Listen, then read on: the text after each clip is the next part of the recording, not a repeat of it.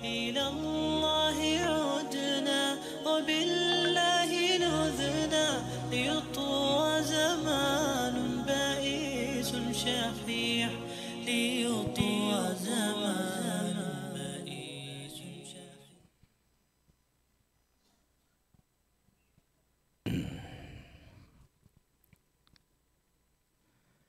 Assalamualaikum warahmatullahi wabarakatuh.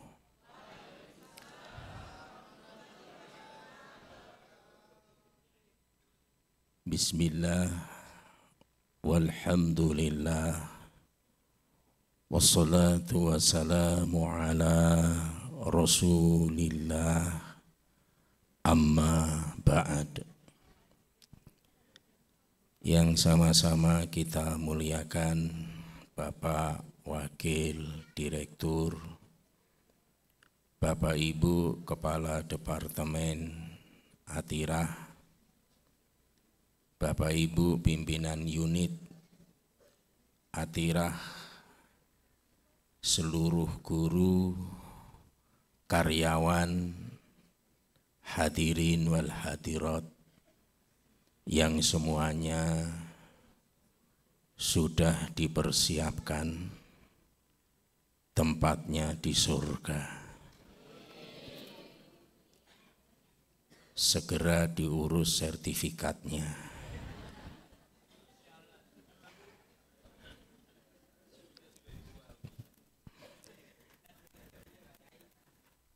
Kalau orang beribadah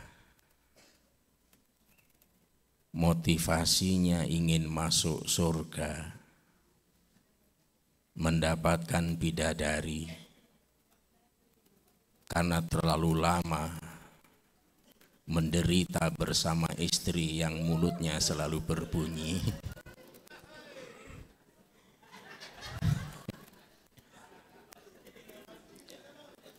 Pertanyaannya, boleh tidak seperti itu? Boleh. Karena mendengar kengerian neraka yang kalau orang dilemparkan hari ini 70 tahun baru tiba di dasarnya, sehingga seluruh aktivitas geraknya terinspirasi ingin terhindar dari neraka itu. Boleh apa tidak? Kok sinyalnya melemah? Kalau Bapak Ibu semangat, saya pasti semangat. Boleh apa tidak? Kok marah-marah? Karena dia selalu punya bacaan, literasinya buku fadilah, keutamaan. Sehingga setiap dia ibadah, di mindsetnya itu adalah angka-angka 70, 700, 1000, 100.000. Boleh apa tidak? Kalau memang kapasitasnya seperti itu, mau di apa? Karena Quran juga mengakomodir bertransaksi, berdagang dengan Tuhan. Tapi mulai saat ini harus kita naikkan grade-nya. Tidak ada motivasi ibadah yang paling ideal kecuali motivasinya adalah syukur. Itulah praktek keagamaan yang dilakukan oleh Rasulullah Sallallahu Alaihi Wasallam. Ketika beliau ibadah, bentuknya sholat, hingga memerah mata kakinya, dikonfrontir kepada beliau, mengapa ibadah seheroik itu? Tiket masuk surga kan sudah di tangan, neraka pasti terhindar. Jawaban Nabi singkat, ya Aisyah, afala akunu abdan syakura. Apakah tidak selayaknya aku ini menjadi hamba yang bersyukur? Makanya sholat, haji umroh, mengajar, mencari nafkah, motivasi syukur itu adalah motivasi tertinggi, bahkan melampaui takwa. Meskipun ada ayat inna akramakum indallahi atqakum, sesungguhnya yang paling mulia di antara kamu adalah yang bertakwa. Tapi di ayat yang lain, takwa itu tangga menuju syukur. Makanya ada ayat fattakullah la'allakum tashkurun. Maka dari itu mari kita berucap hamdalah, alhamdulillahi rabbil alamin. Yang kedua, mari kita balik majelis kita ini menjadi raudhah, taman-taman surga.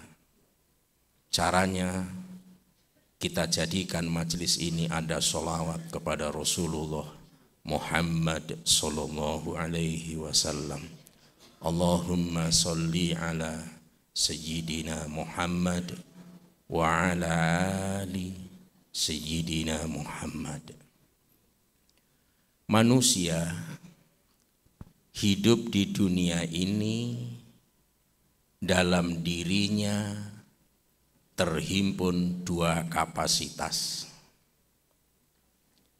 Yang pertama, manusia dalam kapasitas sebagai khalifatullah.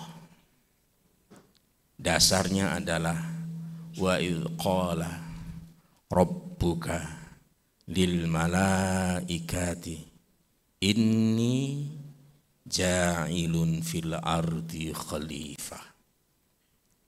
Yang kedua, kapasitas manusia sebagai abdullah, yaitu hamba. Dasarnya adalah wa ma khalaqtul jinna wal insa illa liya'budun. Tidak diciptakan jin dan manusia kecuali jin dan manusia itu diciptakan dalam rangka ibadah kepada Allah Subhanahu wa ta'ala. Ini sesuatu yang berbeda. Di satu sisi kita harus berperan sebagai khalifah, di satu sisi kita harus berperan sebagai seorang hamba. Pertanyaan, yang diberi reward, yang diberi punishment, itu kapasitas kita sebagai khalifatullah atau sebagai abdullah, sebagai khalifah atau sebagai hamba. Nah, ini masih kesulitan dijawab.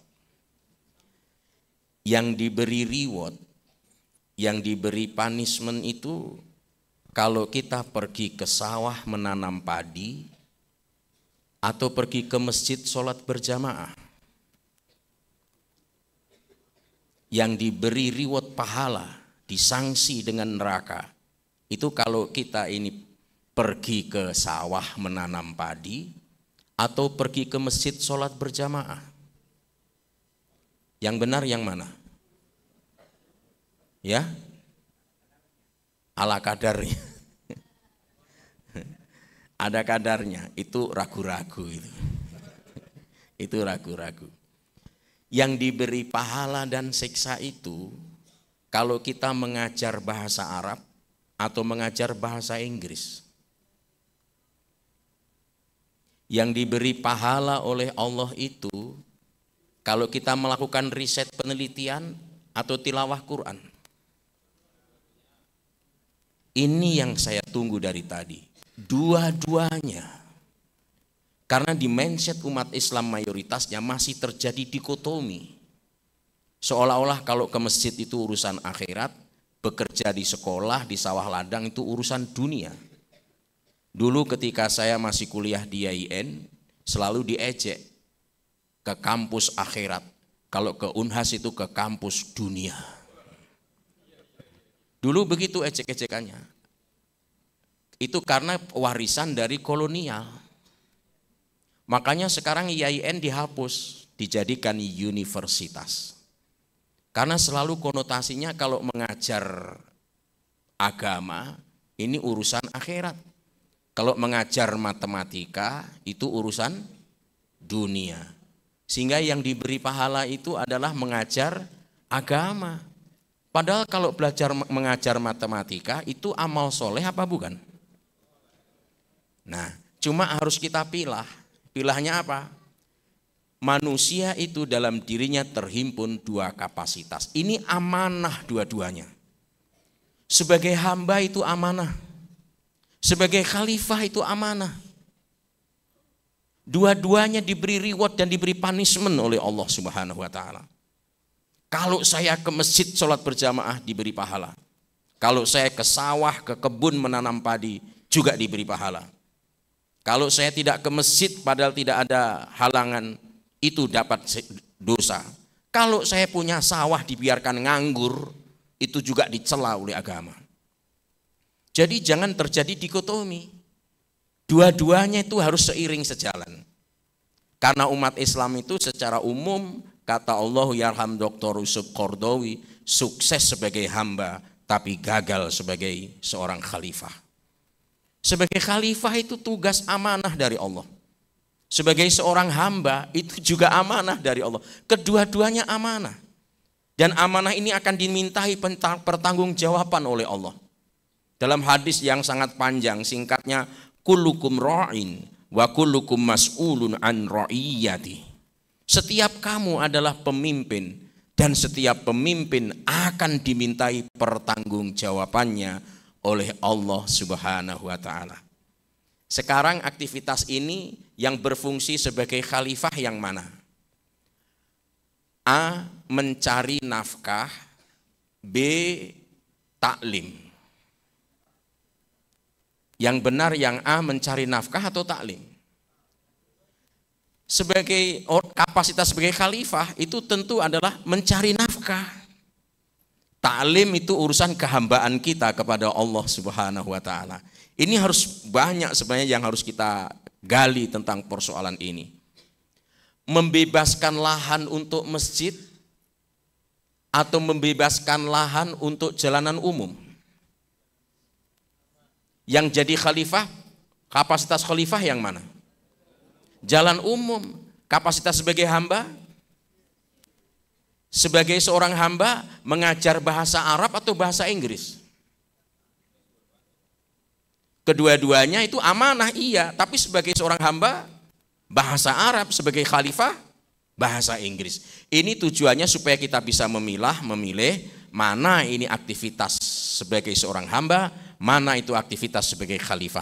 Dua-duanya itu amanah dimintai pertanggungjawaban oleh Allah Subhanahu wa taala. Sekarang yang agak sulit untuk memecahnya, memilihnya. Mana yang menurut Bapak Ibu yang diapresiasi oleh Allah? Seorang yang rajin sholatnya, tapi dia mengurung seekor kucing, tidak diberi makan, tidak dilepas, mati kucingnya. Atau seorang fasik yang memberi minum seekor anjing sehingga anjing yang sekarat itu menjadi hidup. Yang diapresiasi oleh Tuhan yang mana? Ini yang membuat kita sedih. Sedihnya apa? Karena dalam realita kehidupan, kesolehan yang nampak dalam simbolitas tidak seiring sejalan dengan fungsi kekhalifahan. Makanya saya tidak mau di branding mobil saya dengan tulisan La ilaha illallah Muhammad Rasulullah. Padahal itu gratis. Kenapa? Karena itu simbol agama. Saya takutnya nanti kalau pakai itu saya nggak disiplin di jalanan. Lampu merah saya terobos. Kalau menerobos lampu merah itu dosa apa tidak? Pernahkah melakukan? Nah jadi ini persoalan ini sebenarnya. Ini persoalan yang dianggap dosa itu kalau kaitannya vertikal hubungannya dengan Allah Subhanahu wa taala. Makanya mengapa kalau saya mengajar harus sungguh-sungguh? Karena itu pertanggungjawabannya kepada Allah fungsi kekhalifahan. Meskipun yang saya ajarkan mungkin aspek sosiologis. Itu saya harus sungguh-sungguh karena itu amanah. Dan saya pemimpin. Kepemimpinan dalam Islam itu bukan kepemimpinan struktural saja. Kepala rumah tangga, ibu rumah tangga, seorang budak itu juga pemimpin bagi dirinya. Dan setiap pemimpin akan dimintai pertanggungjawabannya oleh Allah Subhanahu wa taala. Jadi jangan sampai kita sukses overload dalam kapasitas sebagai hamba tapi gagal sebagai khalifah. Atau sebaliknya, sukses sebagai khalifah, etos kerjanya mantap, prestasinya bagus, kerjanya mantap, tetapi ibadahnya babak belur, akidahnya remuk. Enggak bisa juga seperti itu. Enggak bisa seperti itu. Disinilah kita harus menempatkan sesuatu pada tempatnya. Jadi kalau pagi-pagi bangun tidur pergi sholat subuh, itu saya melakukan pengejauhan tahan diri saya sebagai hamba Allah Subhanahu wa ta'ala. Jam 7 saya berangkat ke kampus, memberikan pelajaran, memberikan kuliah. Bismillahi tawakkaltu ala Allah, la haula wa la quwata illa billah. Diberi reward enggak oleh Allah? Juga diberi reward. Kalau saya enggak sungguh-sungguh juga diberi ancaman oleh Allah. Jadi tidak ada dikotomi. Makanya jangan sukses di masjid tapi gagal di kebun. Rapi pekerjaannya, ibadah ritualnya, tapi tidak rapi cara mengajarnya. Pertanggungjawaban kita secara struktural kepada pimpinan, iya. Tapi sesungguhnya secara imaniah, ada CCTV, tidak ada CCTV, dilihat nggak dilihat, diawasi tidak diawasi, dikontrol tidak dikontrol, itu pertanggungjawabannya adalah dengan Allah Subhanahu wa ta'ala. Setiap orang mukmin itu harus berkeyakinan seperti itu. Sekarang saya tanya, ketika kita melakukan ibadah, yang punya otoritas mengawasi kita dan menilai hasil kerja kita itu siapa? Secara keagamaan. Ya, siapa?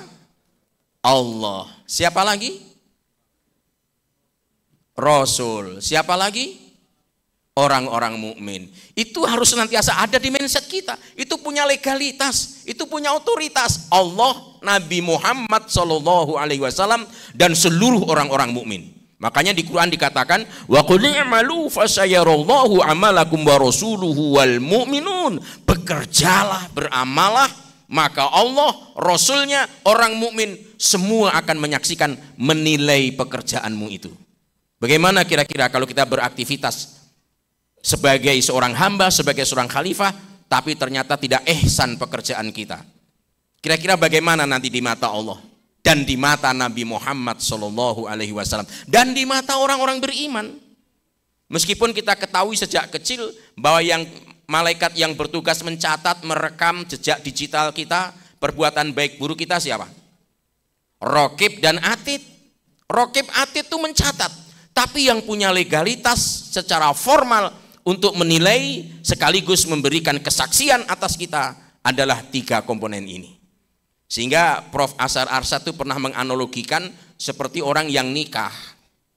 Kalau kita datang ke acara walimatul urs, ada orang menikah, dinikahkan oleh walinya, itu yang menentukan keabsahan pernikahan itu siapa?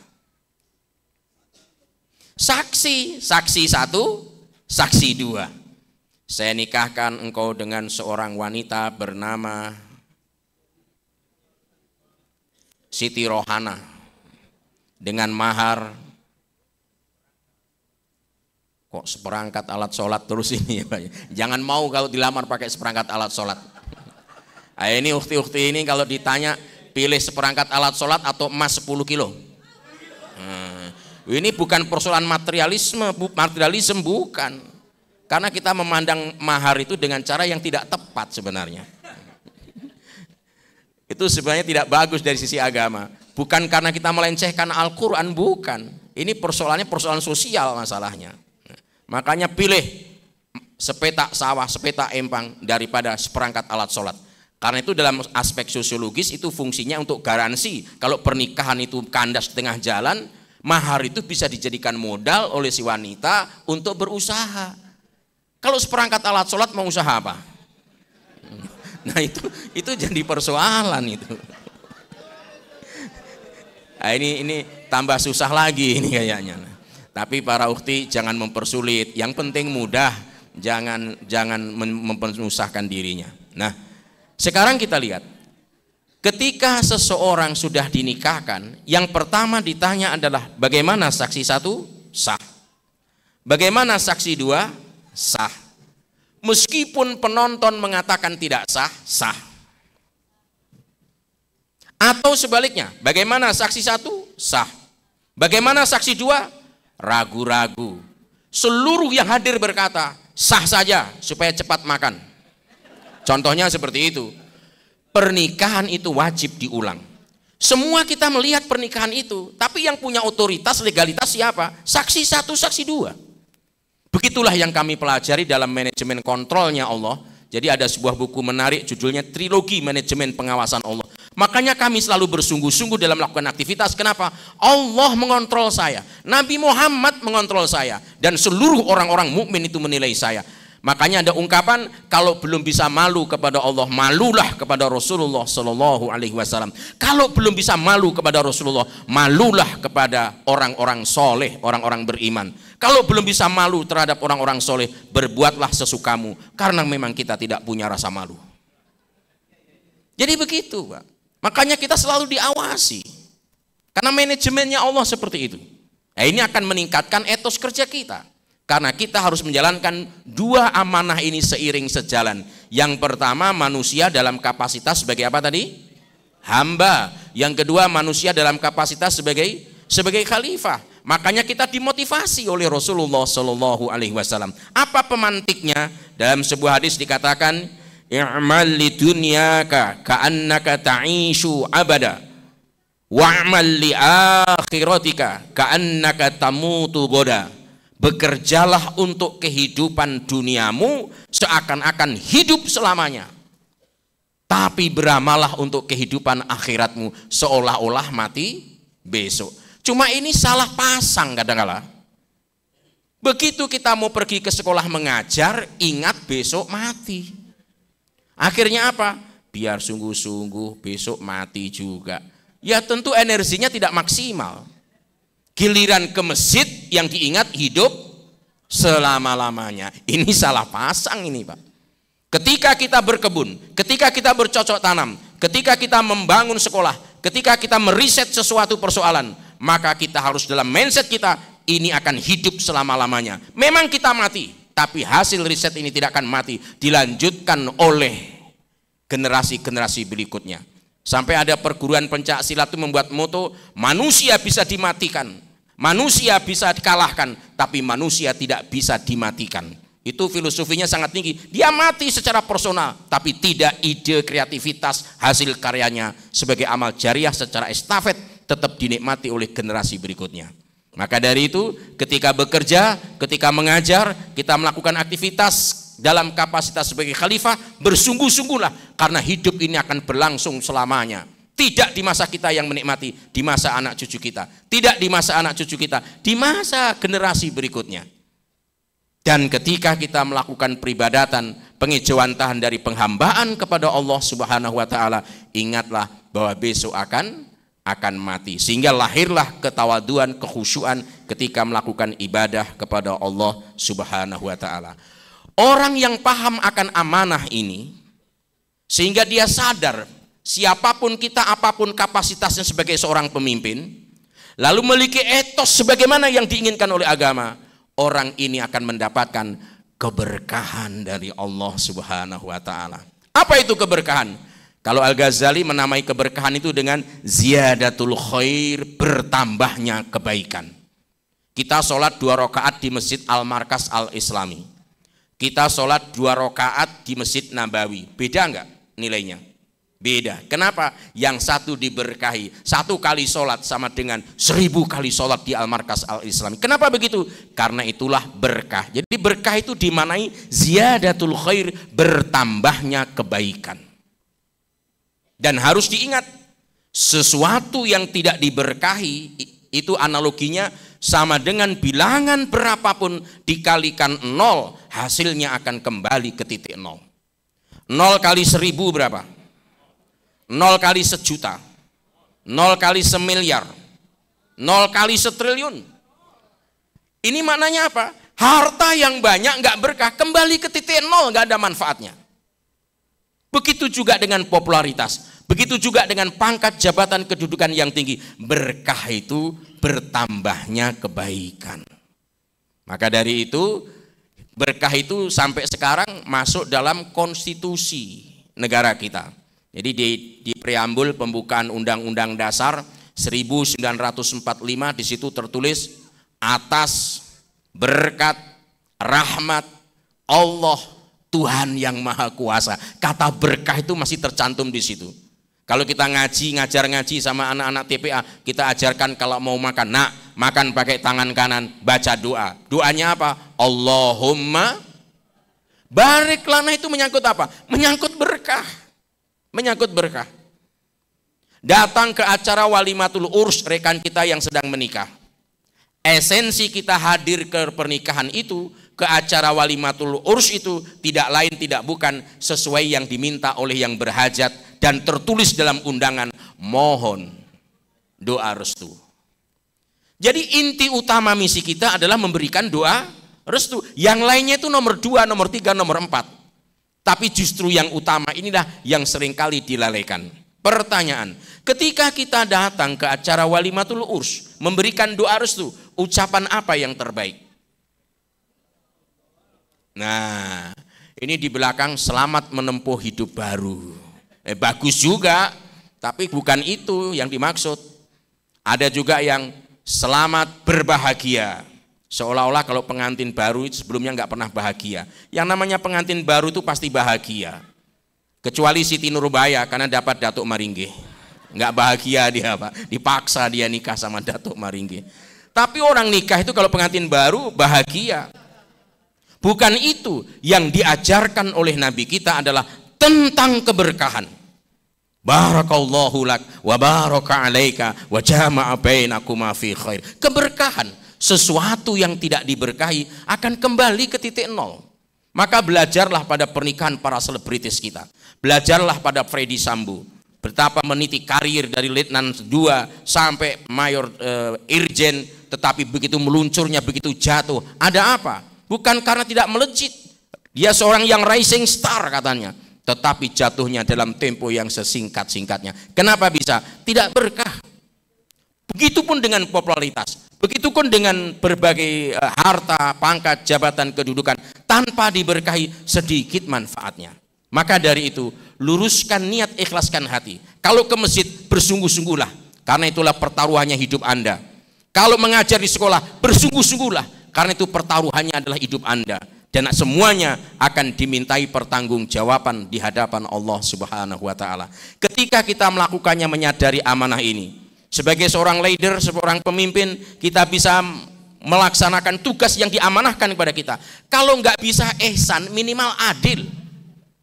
Kalau nggak bisa ihsan, minimal adil. Saya diberi tugas mengajar 1 semester 14 kali pertemuan. Boleh tidak mengajar, tapi ya minimal 4 kali pertemuan tidak terisi masih lolos. Tapi jangan sampai itu namanya adil, karena aturannya begitu. Kalau saya mengajar berarti 14 kali, cuma datang 10 kali, itu sudah sah, selesai. Karena ukurannya kalau nggak datang 4 kali masih boleh. Tapi saya ingin berbuat ihsan. Itu adilnya begitu. Adil dengan ihsan itu tinggi mana? Tinggi ihsan. Dulu Allahyarham Pak Kiai Haji Sanusi Baco itu membuat analogi, membeli ikan 1 ekor 1.000, mengeluarkan duit 10.000, hak saya menerima ikan berapa ekor? 10 ekor. Itu namanya adil. 10.000 saya berikan, 10 ekor saya terima. Tapi rupa-rupanya yang jual ikan kenal, Pak Ustadz ini yang datang, ditambah 2 ekor, berarti saya dapat berapa? Berarti penjual itu melakukan ihsan. Di atasnya adil, adilnya 10, tapi ditambahi 2, dia berbuat ihsan. Berbeda kalau saya parkir di jalanan, berapa parkirnya? 3.000, saya kasih 5.000, berarti saya yang berbuat ihsan.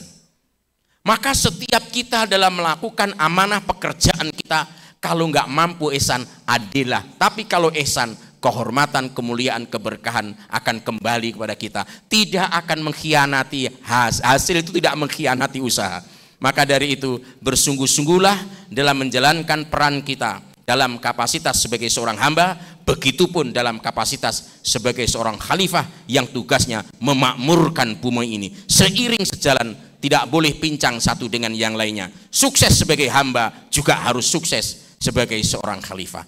Ini barangkali sebagai pembuka, untuk mungkin ada yang ditambahi, dikurangi, saya persilahkan kepada seluruh yang hadir yang mau menambahi dan menguranginya. Demikian, wallahu waliyul muttaqin. Assalamualaikum warahmatullahi wabarakatuh.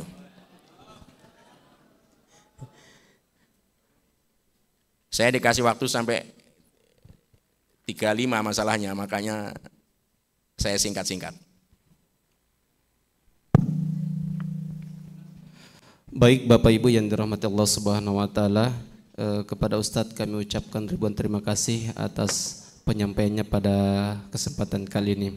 Baik, kami buka sesi tanya jawab bagi Bapak Ibu yang ingin bertanya. Cukup satu pertanyaan saja, kami silakan.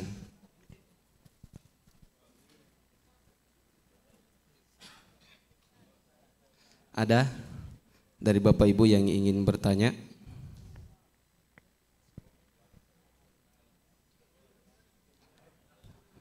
Tidak ada nih? Oke, baik, karena tidak ada yang ingin bertanya pada kesempatan kali ini. Oh, ada satu. Oke.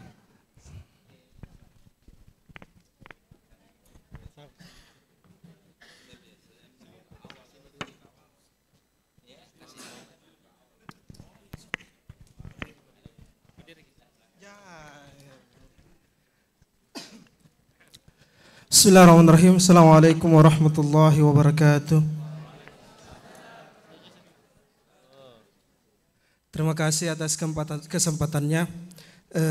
Luar biasa sekali materi yang disampaikan oleh Bapak Doktor yang membahas tentang hamba dan khalifah, yang mengangkat dalil tentang wa idh qala rabbuka lil malaika dengan wa ma khalaqtul jinna wal insa illa liya'budun.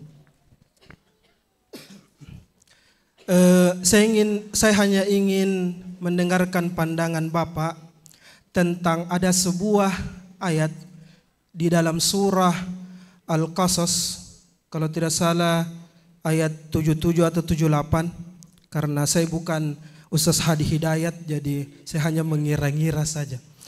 Di dalam ayatnya dikatakan wabtaghi fima ataqallahu ad-daral akhirah wa la tansa nasibaka minad dunya. Yang intinya di situ bahwa jangan melupakan dunia lalu mendahulukan akhirat.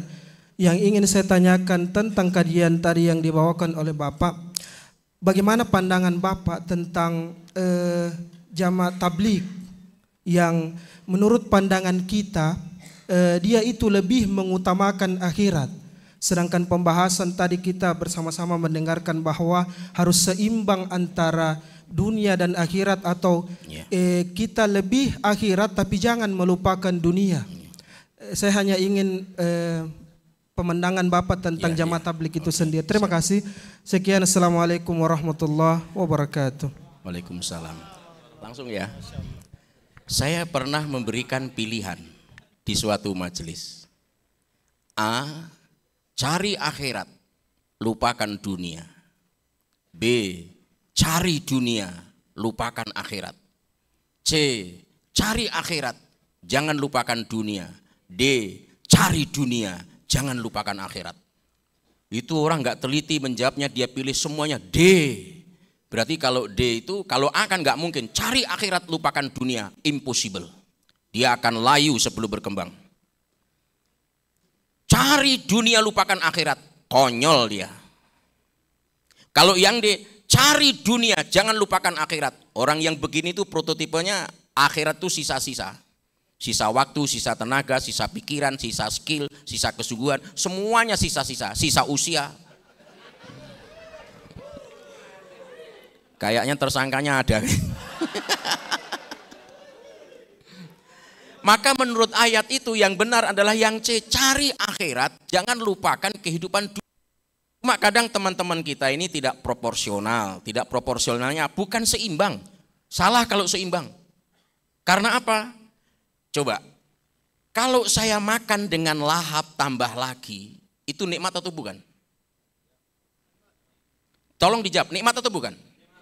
Punya rumah besar, karpet tebal, angin semilir sepoi dari AC menyejukkan, itu kenikmatan atau bukan? Punya istri cantik, tinggi semampai, berlesung pipit, suaminya gagah, padat, berisi, suara menggelegar, kumisnya kayak Pak Raden, itu kenikmatan atau bukan? Mulai sekarang luruskan mindset kita. Dalam pendekatan saintifik Quran itu tidak dikatakan nikmat. Itu tidak dikatakan nikmat, Pak. Kita ini sebenarnya buta nikmat. Kecuali nanti Al-Ghazali, iya nanti Al-Ghazali nikmat itu dibagi 3, ada nikmat sagir, kabir, kamil. Sagir itu yang kecil, yang mana yang kecil itu? Seluruh dunia dan isinya itu nikmat kecil dalam pandangan Al-Ghazali. Yang besar itu yang mana? Hidayah, Islam, iman, sehat, afiat, hidup berkah itu besar. Yang sempurna itu yang mana? Yang kamil, nikmat kamil. Yang masuk surga ketemu Allah itulah nikmat yang sempurna. Itu dalam pandangan Al-Ghazali. Kalau dalam Kamus Besar Bahasa Indonesia itu sangat materialistik ngomongin nikmat. Nikmat itu ya enak, lezat, gurih, ya itu. Tapi kalau pendekatan Quran tidak begitu. Coba baca ayat tentang zuyyina linnasi hubbus syahwat minan nisa dan seterusnya. Kecintaan terhadap wanita, anak-anak, harta dari emas, perak, intan, berlian, kuda, pilihan, sawah, ladang. Apakah itu dikatakan nikmat? Tapi dikatakan dzalika mataul hayati dunya. Semua itu kesenangan hidup di dunia. Makanya Nabi memberikan sebuah analog. Kalau dunia dan isinya itu punya nilai dan nilainya sama dengan ba'udah. Ba'udah itu sayap nyamuk, bukan nyamuk, sayapnya saja. Kira-kira nyamuk itu beratnya berapa gram? Coba-coba nanti ditimbang supaya tahu nanti. Ini bukan nyamuk, sayapnya saja. Sayapnya saja. Maka kalau dunia dan isinya punya harga sebesar sayap nyamuk, orang kafir tidak diberikan oleh Allah meskipun seteguk air minum. Kalau ada nilainya sebesar sayap nyamuk, enggak diberi meskipun sebesar sayapnya, sebesar seteguk air minum. Lalu kenapa orang ateis yang tidak bertuhan sekarang punya pulau, tanahnya hektaran, punya gunung, punya laut, langit dikapling-kapling kita enggak kebagian? Iya, kita mau ngapling di bonsai terus ya, ngapling sekarang Amerika, USA, China, India, Iran mau masuk aja di bonsai, Pak. Gitu dulu kita punya satelit B22 habis juga kita. Karena apa? Karena kita tidak prospektif, menganggap itu tidak ibadah. Fungsi kekhalifan itu penting untuk memproteksi kehambaan kita kepada Allah Subhanahu wa taala. Ini harus kita pahami. Tapi bukan berarti kita meninggalkan dunia.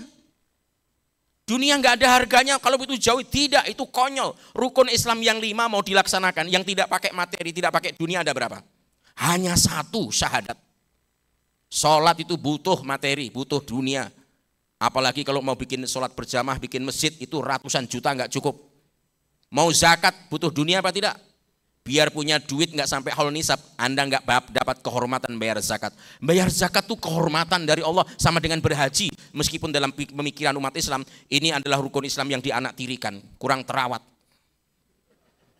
Kurang terawat Pak, karena teman saya itu ketua Basnas Makassar itu, kalau potensi Makassar terkelola dengan baik, itu ratusan miliar. Ini yang dikelola itu baru 70-an miliar.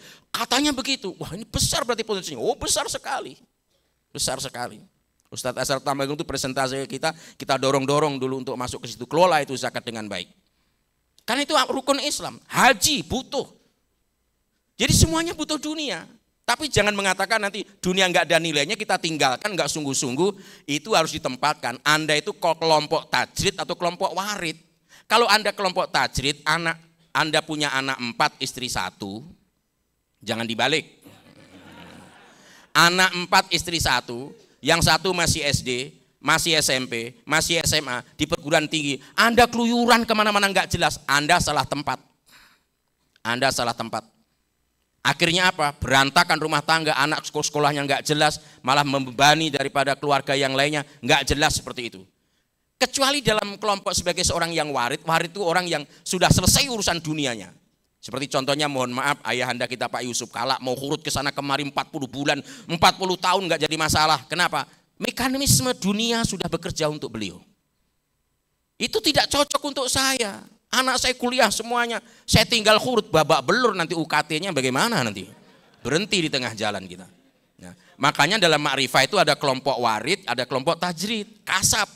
Kelompok tajrid kasab itu orang yang masih butuh akan dunia sehingga dia harus tetap memenuhi kebutuhannya, dan itu jihad fisabilillah, dan itu diapresiasi oleh Allah Subhanahu wa taala. Bukan sholat saja yang diapresiasi.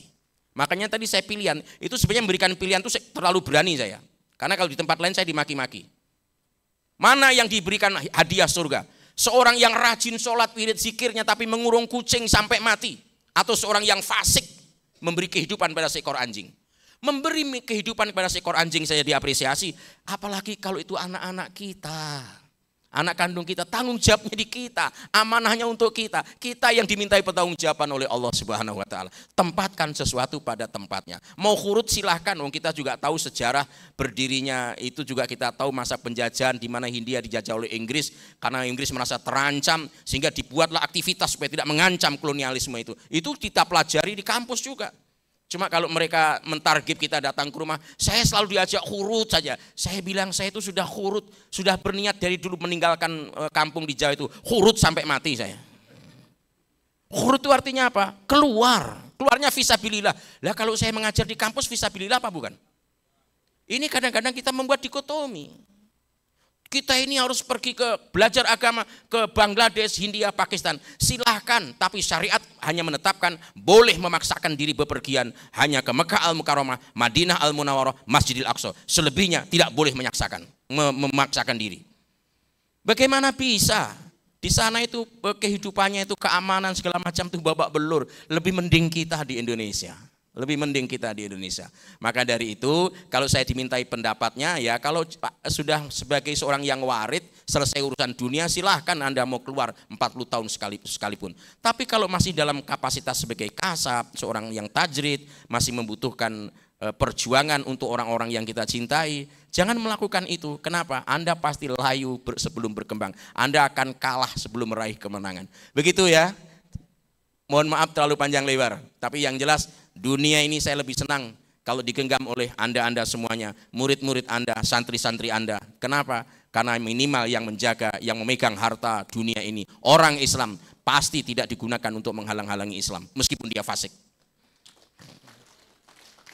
Terima kasih.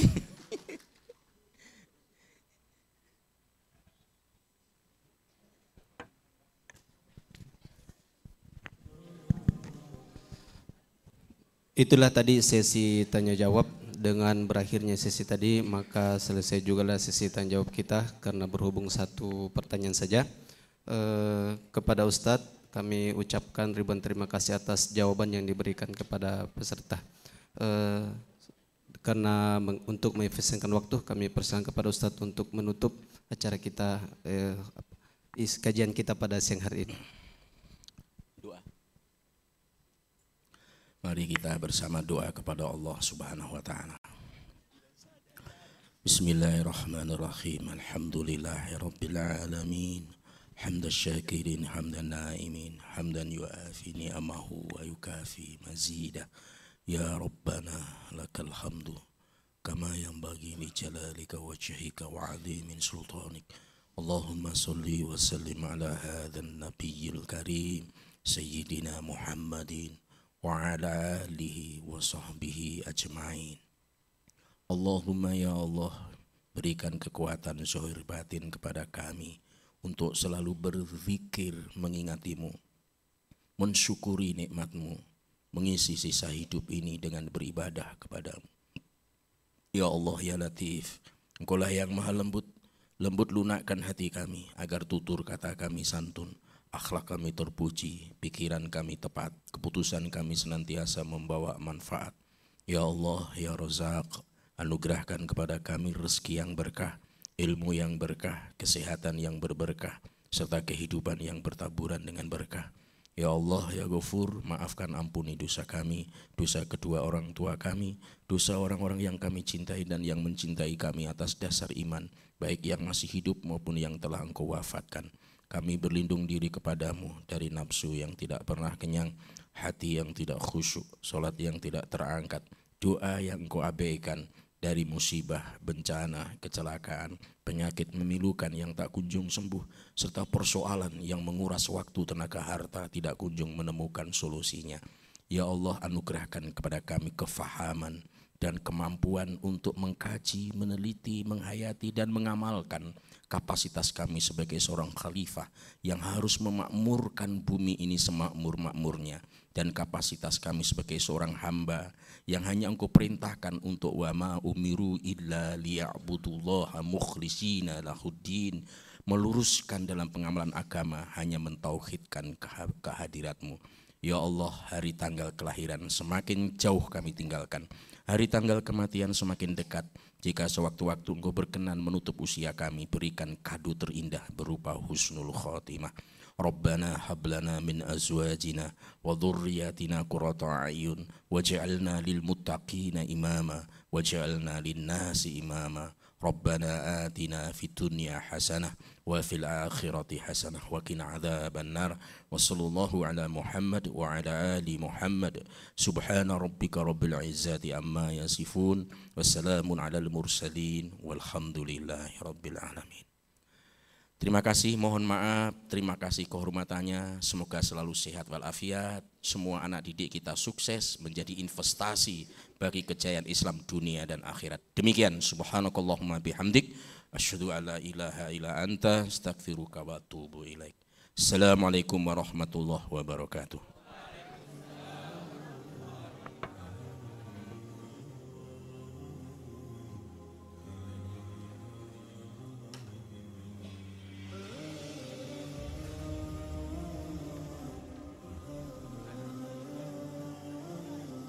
تنحى يا حزن واهجر فؤادا توكل بجد بعزم فصل